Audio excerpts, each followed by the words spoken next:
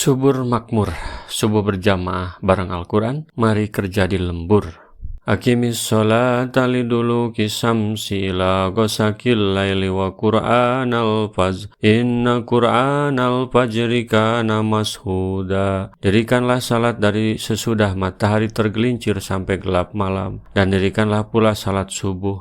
Sesungguhnya salat subuh itu disaksikan oleh malaikat. Dulu kusam ialah sesudah matahari tergelincir dari pertengahan langit. Wasyakil lail ialah gelapnya malam hari, dan menurut pendapat lain artinya terbenamnya matahari. Salatlah waktu lohor, asar dan maghrib serta isya, dan Qur'an al-fajri ialah salat subuh. Nabi SAW telah bersabda, keutamaan salat berjamaah atas salat sendirian ialah 25 derajat, dan malaikat yang bertugas di malam hari dan yang bertugas di siang hari berkumpul dalam salat subuh.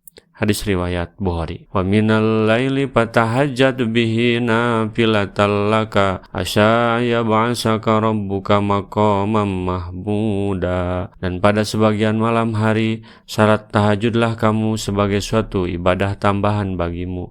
Mudah-mudahan Tuhanmu mengangkat kamu ke tempat yang terpuji. Allah Subhanahu wa Ta'ala memerintahkan kepada Rasulnya untuk menghidupkan malam hari dengan salat sunat tahajud. Mana tahajud ialah salat yang dikerjakan sesudah tidur. Aku lakukan perintah ini kepadamu untuk menempatkanmu di hari kiamat kelak pada kedudukan yang terpuji. Semua makhluk akan memujimu.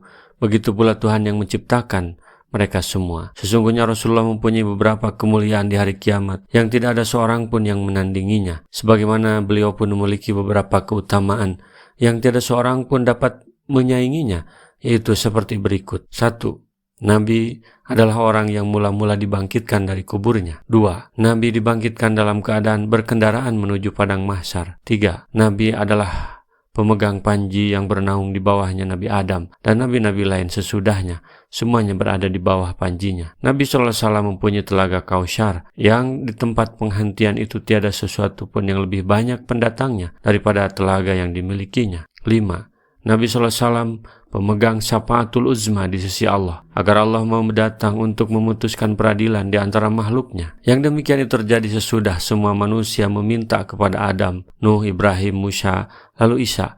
Masing-masing dari mereka mengatakan, saya bukanlah orangnya. Akhirnya mereka datang kepada Nabi Muhammad SAW. Maka Nabi SAW bersabda, akulah orangnya. Mengenai pembahasan masalah ini kami sebutkan nanti secara rinci. Yang keenam, keistimewaan lain yang dimiliki oleh Nabi SAW ialah memberikan syafaat kepada sejumlah kaum, padahal kaum-kaum itu telah diperintahkan untuk diseret ke dalam neraka. Akhirnya mereka diselamatkan darinya. Yang ketujuh, umat Nabi SAW adalah umat yang paling pertama menerima keputusan dari Allah dalam peradilannya di antara sesama mereka. Dan mereka adalah umat yang mula-mula melewati syirat bersama nabinya. Kedelapan, Nabi SAW adalah orang yang mula-mula diberi syafaat oleh Allah untuk masuk ke dalam surga, seperti yang disebutkan di dalam hadis Sahih Muslim.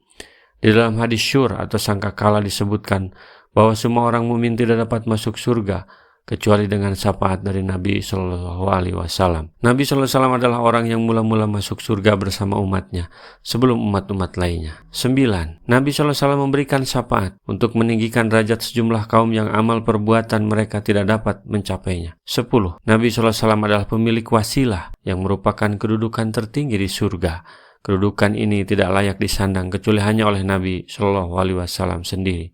11. Apabila Allah telah memberikan izin untuk memberi syafaat kepada orang-orang yang durhaka, maka barulah para malaikat, para nabi dan kaum mukmin memberikan syafaatnya masing-masing. Nabi SAW memberikan syafaatnya kepada sejumlah besar makhluk yang tiada seorang pun mengetahui bilangannya kecuali hanya Allah. Tiada seorang pun yang dapat menyamainya dan setara dengan dia dalam hal memberi syafaat. Ketika Nabi SAW berada di Mekah, lalu diperintahkan untuk berhijrah, maka Allah menurunkan firman-Nya. Hadis riwayat Ahmad. Wa qul rabbi adkhilni mudkhala sidqi wa ahrijni mukhraja sidqi waj'alni min ladunka sultanan nasira. Dan katakanlah, ya Tuhanku, masukkanlah aku secara masuk yang benar, dan keluarkanlah pula aku secara keluar yang benar, dan berikanlah kepadaku dari sisi Engkau kekuasaan yang menolong. Allah menjanjikan kepada Nabi SAW bahwa dia benar-benar akan mencabut kerajaan Persia dan kejayaannya,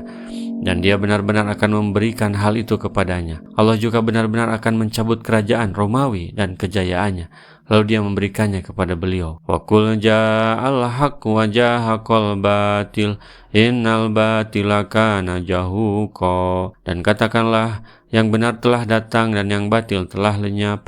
Sesungguhnya yang batil itu adalah sesuatu yang pasti lenyap. Di dalam makna ayat ini terkandung ancaman dan peringatan yang ditujukan kepada orang-orang kafir Quraisy, bahwa sesungguhnya telah datang kepada mereka perkara hak dari Allah yang tiada keraguan di dalamnya, serta tidak pernah mereka kenal sebelumnya, yaitu Al-Quran, iman, dan ilmu yang bermanfaat. Dan lenyaplah kebatilan itu, yakni syurut, dan binasalah kebatilan itu, karena sesungguhnya hal yang batil itu tidak akan dapat bertahan dan tidak dapat kekal bersama dengan adanya perkara yang hak.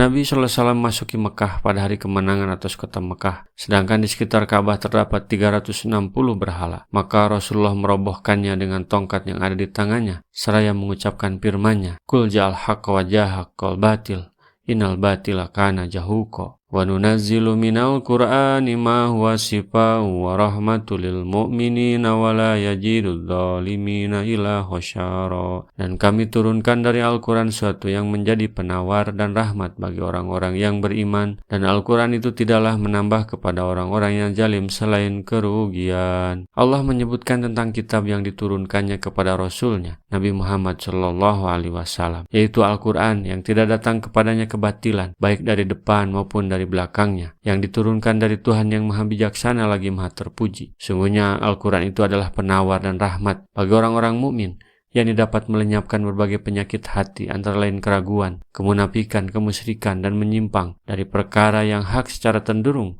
serta cenderung kepada hal yang batil. Al-Quran pun merupakan rahmat bagi mereka, karena dengan Al-Quran dapat dipertebal keimanan, hikmah dapat diperoleh, dan kebaikan dapat dijumpai padanya, serta akan menambah kecintaan kepadanya. Hal seperti ini tidaklah dapat diperoleh kecuali oleh orang yang beriman kepada Al-Quran, membenarkannya, dan mengikuti petunjuknya. Maka Al-Quran akan menjadi penyembuh dan rahmat baginya. Adapun orang kafir, yaitu orang yang menganiaya dirinya sendiri dengan kekafirannya, tiadalah mendengarkan Al-Quran, menambahkan kepadanya, melainkan hanya kejauhan dan kekufuran, serta bencana akibat kekafirannya, bukan karena Al-Qur'annya. Inilah misi Al-Quran, menjadi obat hati seperti madu dan menjadi rahmat untuk orang beriman. Sebaliknya, jika Al-Quran ini tidak digunakan, maka manusia akan terlena, sombong, sakit, putus asa, dan hidupnya akan Rasulullah SAW bersabda, "Balighu anni walau ayatan." Sampaikan dariku meskipun satu ayat.